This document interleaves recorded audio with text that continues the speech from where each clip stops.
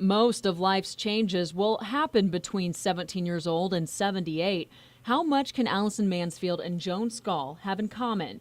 One has had the opportunity to vote in 15 general elections. The other hasn't cast a ballot. Joan has watched the country change over decades. Last year, she called the current state an enormous mess. Well, it still is.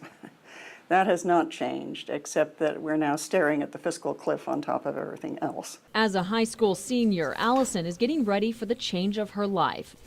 But she's known for a while it won't be easy. We're in the middle of an economic downturn, and the cost of going to college is astronomical. Honestly, I don't really think my concerns have changed as much as they've just broadened, and I've been looking into it a lot and kind of realizing the implications of that. Allison and Joan both have interested eyes on the election. Their views divided on how much of an impact it will really have. I am very invested in this election. Even though I can't vote, I think that, it's still important for me as a student to be, an informed citizen. You realize, wow, I'm going to be dealing with this in 4 years, and we're dealing with it now. Just all of this policy and, current events going on, it has a direct impact on you. There is no way that any one person, even though he may be the highest official in this country, is going to be able to do anything by himself. I think the hype has been pounding away at that point on both sides. I'm not sure.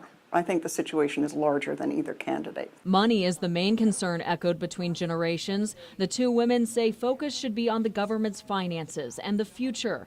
With that comes hope. What good is it saying we're all going to hell in a handbasket?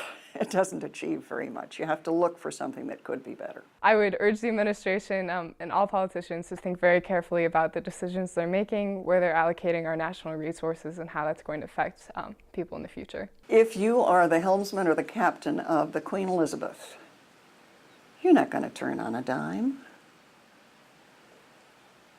Even if you get a situation in which somebody with vision, with an agenda, can whip Congress into shape to do something about it, it's not going to happen in a year. It can begin in 6, 8, 9, 10 months maybe, but it probably takes 2 years, 3, maybe even 4. How patient are you? Not as patient as that sounds.